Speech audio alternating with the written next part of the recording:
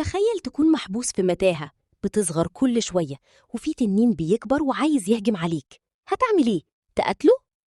في أنمي ويتش هات أتليه ده بالظبط اللي حصل مع كوكو وأصحابها. أغافي قالت نحارب بالنار وخلاص، وده منطقي جدا. بس كوكو فكرت بشكل مختلف. قالت طب ليه نحاربه أصلا؟ وفكرت إن التنين ممكن يكون بردان، فاستخدموا السحر وعملوا له سرير دافي يخليه ينام. واللحظة دي كانت مثالية. التنين هادي والحلم بقى حقيقة. بس فجأة كل حاجة انهارت.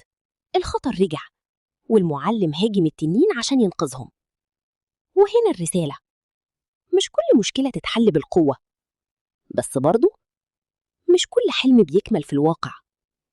أوقات الطيبة بتكسب، وأوقات الواقع بيكسرها. بس ده ما يمنعش إنك تحاول. تابعني للمزيد.